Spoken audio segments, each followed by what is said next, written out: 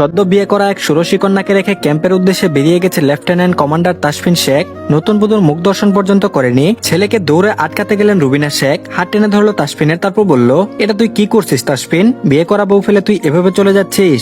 শক্তপোক্ত পুরুষটি ভারী স্বরে বলল, আমি তোমাকে আগেই বলেছিলাম মা, তুমি আমাকে বলেছিলে বিয়ে করতে, করেছি বিয়ে, এখন প্লিজ আমাকে ছেড়ে দাও। এক পল অপেক্ষা করলো না তাসফিন, বেরিয়ে এলো গাড়ির দিকে। সঙ্গী হলো তার ছোট ভাই সৌহার্দ্য শেখ। ছেলের এহেন কাণ্ডে হতভম্ব রুবেনা শেখ।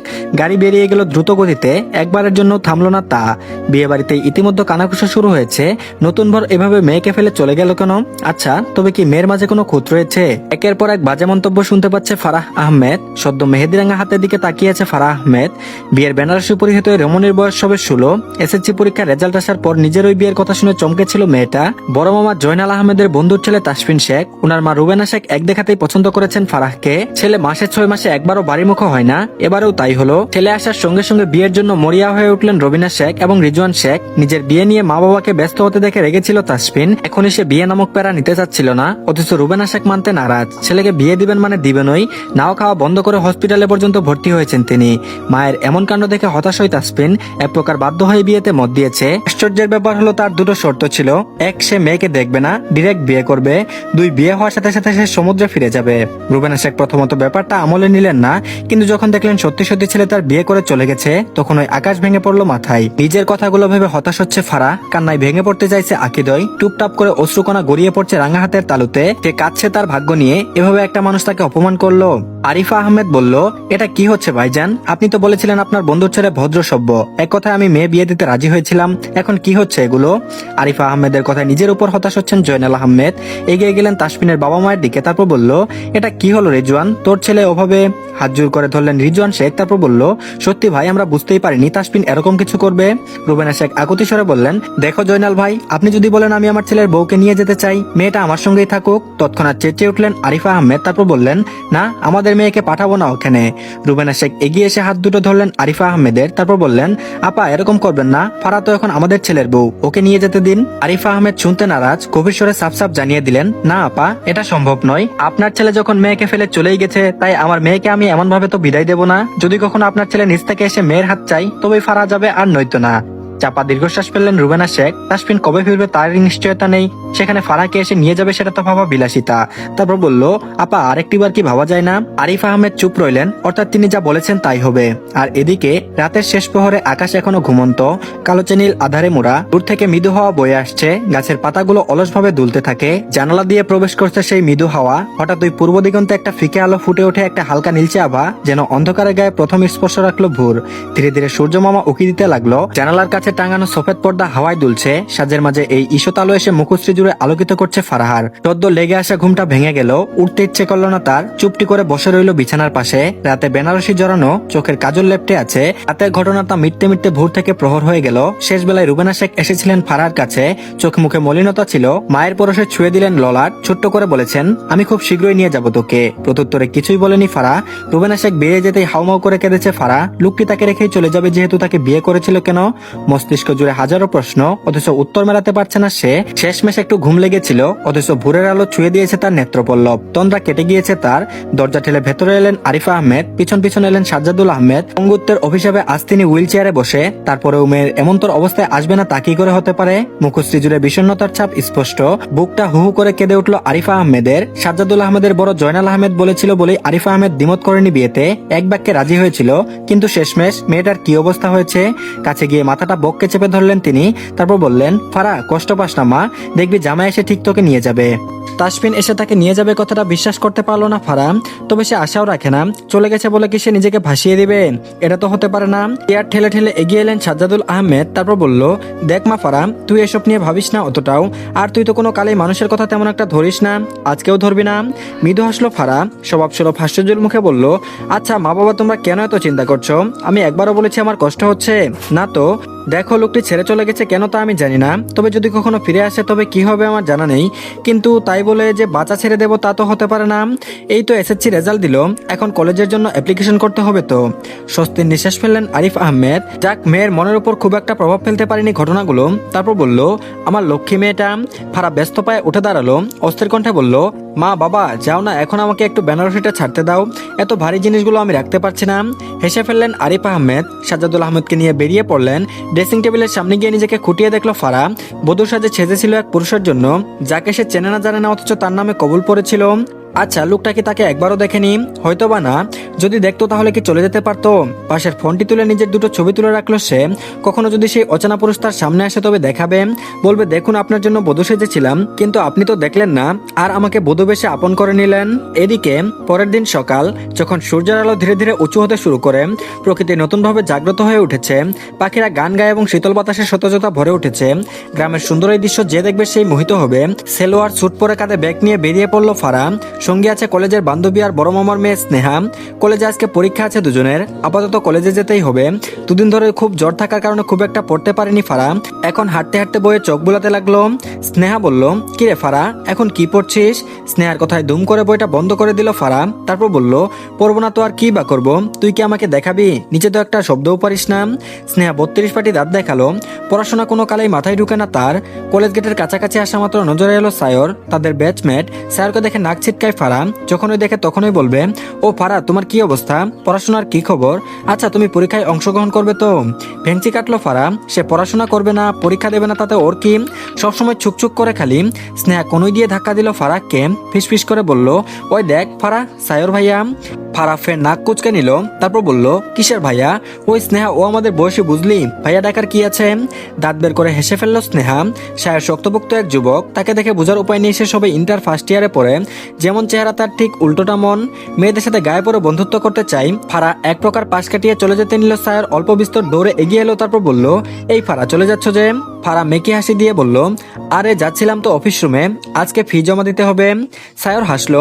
হাসি দেখে গা পিত্তি জ্বলে ওঠে ফারার। স্নেহা ব্যস্ত কণ্ঠে বলে উঠল, চল চল, দেরি হয়ে যাবে তো। ফারা একই টুনে বলল, হ্যাঁ সায়র, আমরা বরং আসি, কেমন? আমাদের ফ্রি দিয়ে আবার চলে আসতে হবে।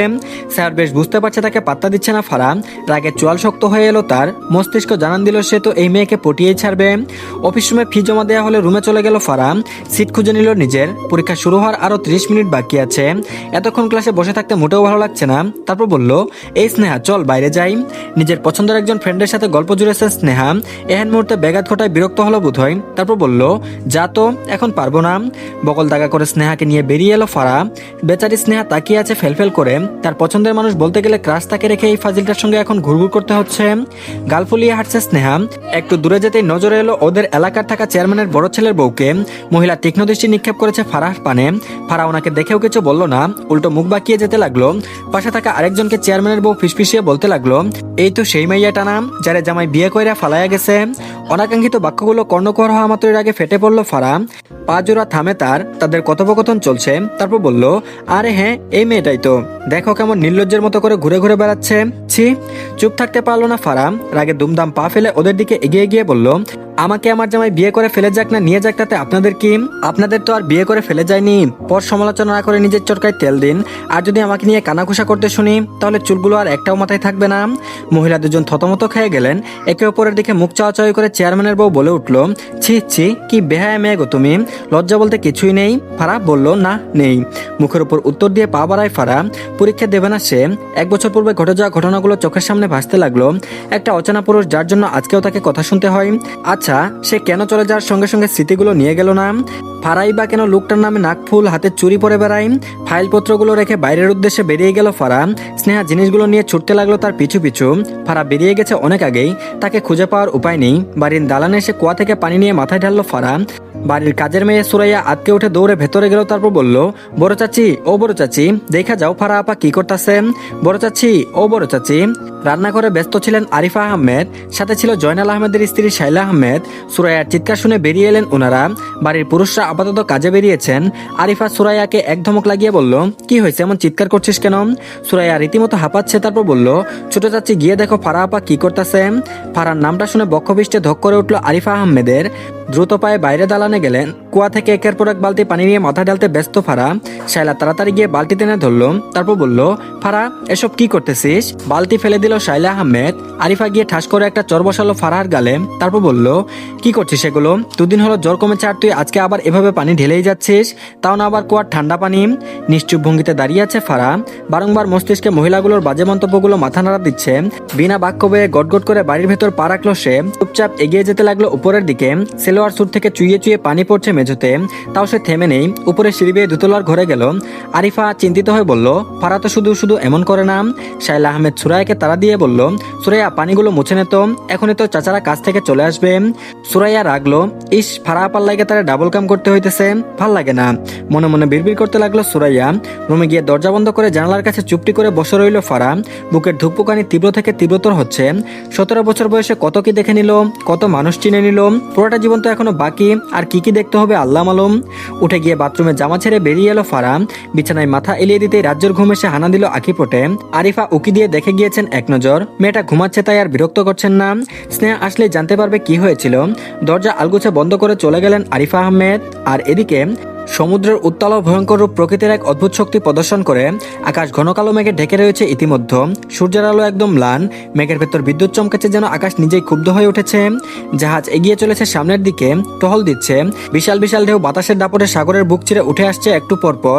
ঢেউগুলো একে অপরের উপর আশ্রে পড়ছে জাহাজের দিকে, যেন বিশাল জলদত্ত নাচছে। সফেদ ইউনিফর্ম, মাথায় সাদা রঙের টুপি, যেখানে গোল্ডেন ব্রেড লাগানো, কাঁধে বেজ লাগানো, হাতেও বেজ লাগানো, কালো রঙের পালিশ করা স্যুট বুট পরা। ধীরে ধীরে জাহাজের শেষ প্রান্তে এসে দাঁড়ালো lieutenant commander Tasfin Sheikh. Eagle পাখির চক্ষু দিয়ে আশেপাশে দৃষ্টি বুলিয়ে নিল। তারপর বলল, কমান্ডার আমাদের রওনা দেওয়ার সময় হয়েছে। তাসফিনের আন্ডারে কাজ করা একজন লেফটেন্যান্ট নাইম ইসলাম। তাসফিন আরো একবার সমুদ্রবক্ষে দৃষ্টি বুলিয়ে বলল, লেফটেন্যান্ট আমাদের কি এই মুহূর্তে যাওয়াটা ঠিক হবে? মৃদু হাসলো নাইম ইসলাম। তারপর বলল, কমান্ডার আপনি চিন্তা করবেন না, এদিকটাই বাকিরা সামলে নেবে। তাসফিন বিশেষ কিছু বলল না, বিনা বাক্য বেয়ে এগিয়ে গেল জাহাজের ভেতরের দিকে। অনেকগুলো দিন পর বাড়ির উদ্দেশ্যে রওনা দেবে লেফটেন্যান্ট কমান্ডার তাসফিন শেখ। সে যে একটি বছর পূর্বে একটি অনাকাঙ্ক্ষিত ঘটনার জন্য সব সেরে ছুড়ে এসেছিল, তারপর আর যাওয়া হয়নি। বিশেষ দিনগুলোতে ছুটি পাওয়ার পরেও সে অন ডিউটিতে ছিল।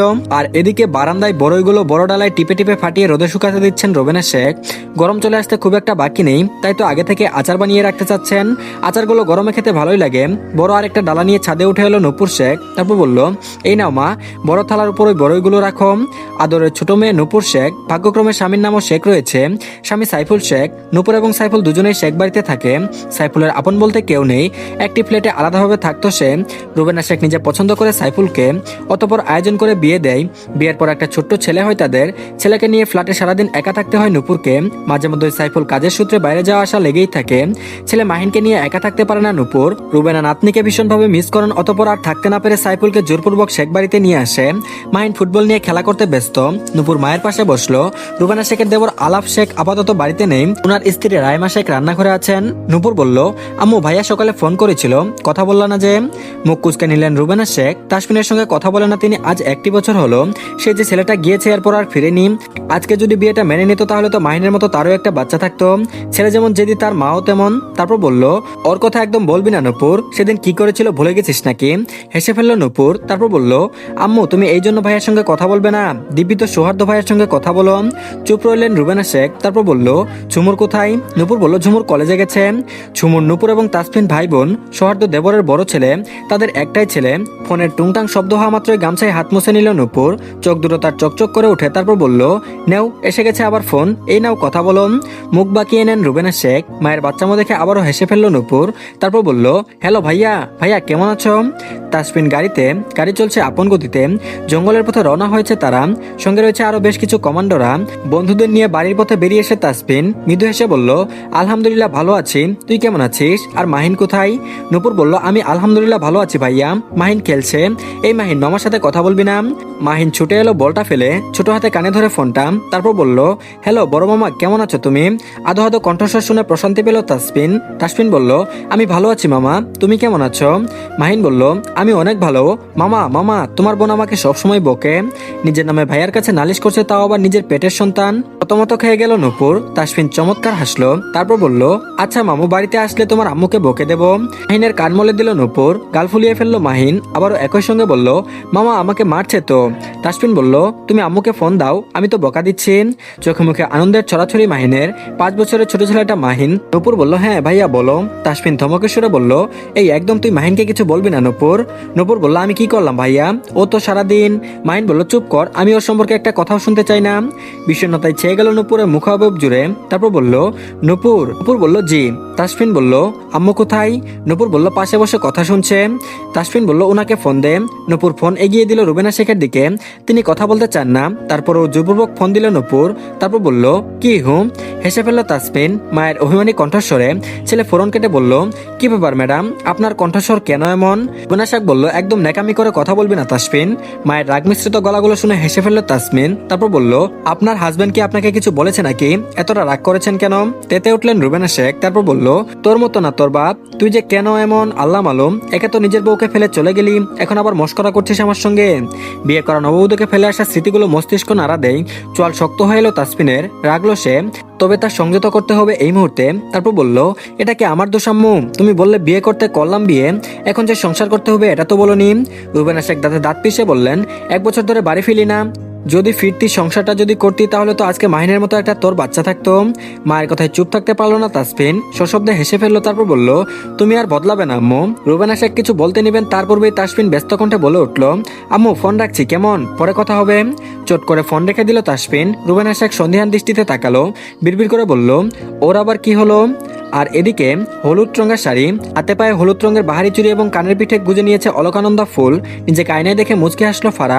বাধাই করে লজ্জা মাখা মুখশ্রী নিয়ে বলল ওরে ফারা, এরূপে তুই বাইরে গেলে তো সবাই জ্ঞান হারাবে, হতে পারে রূপের আগুনে ঝলসে যাবে। ইস, আয়নায় নিজেকে দেখে হাসলো ফারা। আজকে তার আর স্নেহার ছোটবেলার বান্ধবীর গায়ে হলুদের অনুষ্ঠান, সকাল সকাল যাবে ওরা, বেশি দেরি করা যাবে না। পায়ে উঁচু হিল জুতো পরে বেরিয়ে পড়লো ফারা। দালানের কাছে আসা মাত্র পিছন ফিরে তাকালো, নবীন দাঁড়িয়ে আছে। তারপর বলল ফারা কোথায় যাচ্ছিস? নবীন ফারার বড় ভাই, বয়সের গ্যাপ 2 বছরের, শাইলা আহমেদের ছেলে তিনি। তারপর বলল ও মা তুমি জানো না? ও তুমি জানবে কি করে, তুমি তো ছিলেই না। আচ্ছা শোনো, আজকে বেলির গায়ে হলুদ ভাইয়া, ওই অনুষ্ঠানে যাচ্ছি। পা ফেলে এগিয়ে এলো নবীন। তারপর বলল স্নেহা কোথায়, ও কি তোর সঙ্গে যাবে না? ফারা বলল আরে ও তো বাইরেই। স্নেহা বলল এসে গেছি। দালানের কাছে এসে দাঁড়ালো স্নেহা, সেও হলুদ রঙের শাড়ি জড়িয়েছে। নবীন মৃদু হেসে বলল আরে বাহ, 2 রাজকন্যাকে মাশাআল্লাহ সুন্দর দেখতে লাগছে। স্নেহা এবং ফারা দুজনেই হাসলো। নবীন ফোন বের করে দুজনের ছবি তুললো, পকেটে ফোন গুজে বলল চল আজকে আমি তোদের পৌঁছে দিয়ে আসি। ফারা ব্যস্ত কণ্ঠে বলল আরে ভাইয়া লাগবে না, তোমাকে শুধু শুধু কষ্ট করে যেতে হবে না, তাছাড়া রাস্তায় তো আমাদের আরো ফ্রেন্ড থাকবে, ওদের সাথে নিয়ে যেতে হবে, তাহলে তোমার দেরি হবে। আর তুমি এতক্ষণ অপেক্ষা করবে নাকি? কষ্ট হবে না বুঝি? সশব্দে হেসে ফেললো নবীন। ফারার গাল টেনে বলল ওরে পাকা বুড়ি একটা, আচ্ছা ঠিক আছে যা তোরা, আর হ্যাঁ সাবধানে যাবে কিন্তু। ফারা হেসে উপর নিচে মাথা দুলায়। অতঃপর স্নেহা আর ফারা দুজনেই বেরিয়ে পড়লো। রাস্তায় যেতে যেতে লোকমুখে শুনছে এলাকার শেষ প্রান্তে যে রফিক আজাদ ওনার বড় রিজোর্টে নাকি নেভির কমান্ডাররা উঠেছে। নেভির কমান্ডার শব্দটি তীব্রভাবে কানে স্পর্শ করলো ফারার। থমকালো তার হৃদয়ের স্পন্দন, পা জোড়া থামলো তার। স্নেহা আশ্চর্য নিয়ে তাকিয়ে রইল। তারপর বলল কিরে থেমে গেলি কেন ফারা, দেরি হচ্ছে তো। ফারা এক চলো নড়লো না, দাঁড়িয়ে রইল ঠাই। যে লোকগুলো আলোচনা করছিল হেঁটে চলেছে নিজেদের মতো। স্নেহা পেছন ফিরে ফারার দিকে এগিয়ে এলো। তারপর বলল ফারা কি রে, কি হয়েছে? ওস্তাদই তিরতির করে কাঁপছে ফারার। নেভি কমান্ডার, 1 বছর পূর্বে যার সঙ্গে তার বিয়ে হয়েছিল সেই অচেনা পুরুষ নাকি নৌবাহিনীর একজন লেফটেন্যান্ট কমান্ডার। ফারা বলল তুই শুনলি স্নেহা ওরা কি বলল? স্নেহা ভ্রু কুচকে নিল। তারপর বলল হ্যাঁ শুনলাম তো, রফিক আজাদ ওনার রিজোর্টে কমান্ডাররা উঠেছে, তাতে তোর কি হলো? ফারা কিছু একটা বলতে গিয়েও থেমে গেল। কি বলবে? না আপাতত বলার প্রয়োজন নেই, আগে সঠিকটা জানার প্রয়োজন নেই। না বলছিলাম যে এর আগে তো কখনো আমার সচক্ষে নেভিদের সামনে দেখেনি, তাই ভাবছি ফেরার সময় যাব, কি বলিস? স্নেহা চকিতে ঘাড় ফিরিয়ে তাকালো। তারপর বলল কি বললি, তুই নেভিদের দেখতে শেষ প্রান্তে যাবি? ফারা বিরক্ত হয়ে বলল তো কি হবে গেলে? হাঁটতে লাগলো ফারা। স্নেহা দ্রুত গাড়িতে পা বাড়াই। তারপর বলল এই চাচি জানলে কি হবে ভাবতে পারছিস? ফারা বলল কিচ্ছু হবে না রে, তুই যাবি কিনা বল। অগত্যা যেতে হবে স্নেহাকে, আপাতত কিছুই করার নেই, যেতেই হবে তাকে। তো ধন্যবাদ সবাইকে। কেমন লাগলো নতুন গল্পটির প্রথম পার্ট? আশা করছি কমেন্টে জানাবেন। যদি ভালো না লাগে সেটা কমেন্টে বলে দিবেন, তাহলে আর নতুন করে কোনো পার্ট আপলোড করব না। তো আশা করছি আপনাদের কাছে ভালো লাগবে। তো সবাই প্লিজ অবশ্যই চ্যানেলটিকে সাবস্ক্রাইব করে দিন আর ভিডিওতে লাইক দিয়ে দিন, আর অবশ্যই জানিয়েন ভালো লাগলো কিনা। তো ভালো থাকবেন সবাই, আল্লাহ হাফেজ।